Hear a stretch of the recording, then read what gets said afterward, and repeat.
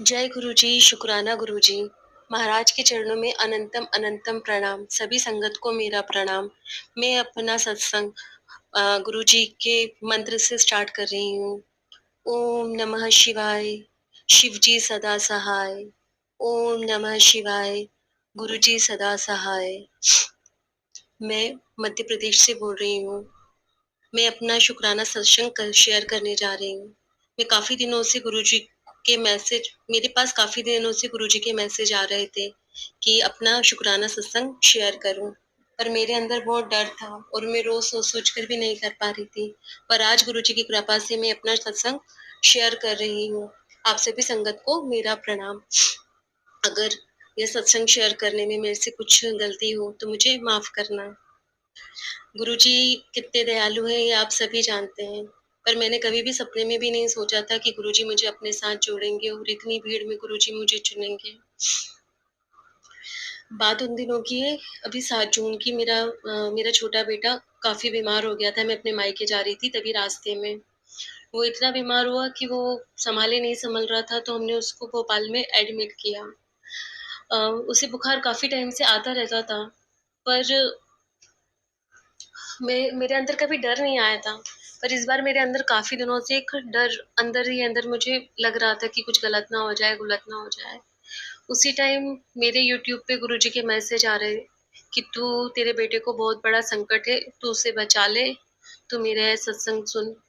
मैंने गुरुजी का जब मैसेज देखा तो मुझे याद आया कि 2 महीने पहले भी मुझे ये मैसेज आए थे, पर मैंने डर के मारे वो मैसेज खोले नहीं। पर जब मैंने देखा तो फिर मैंने मैसेज पढ़ा, तो जो गुरुजी बता रहे थे वो सब मेरे साथ घटित हो रहा था। मैं उस टाइम गुरुजी के मैसेज आ रहे और मैं देख रही और मैं अंदर ही अंदर डरे जा रही थी कि पता नहीं अब क्या होगा, क्या होगा। पर गुरुजी ने जैसा बताया मैं वैसा करती गई। तब अपने आप धीरे धीरे धीरे धीरे उसकी सब जांचें हुई, सब नॉर्मल आई। उसकी सोनोग्राफी नॉर्मल आई, उसके 2 बार सीटी स्कैन हुए, वो सब नॉर्मल आए। गुरुजी की कृपा से मेरा बेटा स्वस्थ है। पर गुरुजी के अभी भी मेरे पास मैसेज आते हैं। आज ही मेरे पास गुरुजी का मैसेज आया कि तू अपने छोटे पुत्र नु मेरे मंदिर दर्शन कराने ला।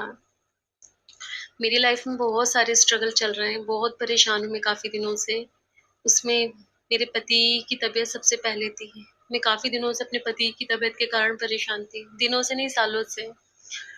गुरुजी के बार-बार मैसेज आ रहे हैं कि तेरे घर पे, तेरे पति पे बहुत बड़ा ब्लैक मैजिक किया है। ब्लैक मैजिक के मैसेज तो मेरे पास इतने आ रहे हैं। मैंने कहा गुरुजी मैं तो ये कब से जानती हूँ कि मेरे पति और मेरे घर पे कुछ किया गया है। पूरा काम-धंधा सब खत्म हो चुका है। पर मैं चाहकर भी कुछ कर नहीं पा रही थी, कहीं से भी कुछ आराम नहीं कर रहा था। पर गुरुजी बार-बार मुझे बता रहे हैं कि तेरे घर में ये पड़ा है, तेरे घर में वो पड़ा है। मैंने ध्यान नहीं किया, बार-बार गुरुजी के मैसेज आ रहे हैं कि अपनी अलमारी को देख, अपने कमरे को देख। पर गुरुजी ने जहाँ-जहाँ जैसा किया, खंडित मूर्ति जहाँ से गई वहाँ से निकली, जहाँ से उन्होंने धागे किए, जहाँ से उन्होंने हड्डी का बताया मुझे समझ नहीं आया। उन्होंने बताया रुद्राक्ष किसी आंटी के थ्रू, वो मैंने देखा। मेरे हाथ में जो-जो सामान आया मैंने वो सब ठंडा कराया। गुरुजी ने मुझे बताया कि मैं आऊँगा तेरे घर चाय पीने। गुरुजी आए, उन्होंने कहा मैं हनुमान जी के साथ आऊँगा। वो हमारे आरओ वाले के रूप में आए और मैंने हमेशा मेरा आरओ वाला हमेशा अकेला आता था। पहली बार वो 2 आए। पर मेरे पापा जी वहाँ बैठे हुए थे, तो मैं हमेशा उनको चाय का बोलती थी, पूछती थी आरओ वाले भैया को। पर उस दिन मैंने उनको दोनों को चाय का नहीं पूछा और मुझे इतना अंदर से रंज, इतना दुख हुआ कि मैंने ये क्या कर दिया। मैंने उनको चाय का क्यों नहीं पूछा, मैंने उनका पानी का नहीं पूछा। कोई भी आता है तो हम चाय का पूछते हैं, पानी का पूछते हैं, पर मैंने कुछ नहीं पूछा उनसे। वो चले गए। जब मुझे शाम को मैसेज आया कि मैं तेरे घर आया था हनुमान जी और हम दोनों आए थे, तूने चाय नहीं पिलाई। गुरुजी मेरे अंदर इतना दुख, इतना दुख। फिर मैसेज आया कि तू घबरा मत पुत्र, मैं आऊँगा, मैं फिर से तेरे घर आऊँगा, तू भोग लगाना। वो आए, वो एक अंधजन के रूप में आए। उन्होंने जैसा कहा था मैंने उनको हलवा पूड़ी, रोटी बनाकर खिलाई। मैं जैसा उन्होंने दिए का बताया मैं वैसा करती हूँ। मैं जब जाती हूँ वो मुझे बटरफ्लाई के रूप में दर्शन देते हैं, सफ़ेद बगुले के रूप में दर्शन देते हैं। वहाँ जहाँ जाती हूँ वो सफ़ेद तितली के रूप में, पीली तितली के रूप में मुझे दर्शन देते हैं। गुरुजी मेरे पे ऐसा लगता है कि जैसे वो मेरे साथ हमेशा हैं, जब मैं कहती हूँ वो मेरी सुनते हैं। गुरुजी बहुत-बहुत शुक्राना आपका, अनंत-अनंत शुक्राना गुरुजी। आप मेरे पति को भी सही करके घर ले आओ, मेरे पति के सब संकट काटो, मेरे दोनों बच्चों के ऊपर जो भी जिसने भी जो करा है सब हटाओ, मेरे घर में जितनी नेगेटिविटी है गुरुजी सबको हटाओ, सबको स्वस्थ रखो, सबको अच्छा रखो गुरुजी। मुझे बहुत पैसा, धन दौलत नहीं चाहिए गुरुजी, मुझे तो बस मेरा परिवार सुखी रहे, मेरा पति अच्छे होकर आ जाए, मेरा घर अच्छा हो जाए गुरुजी।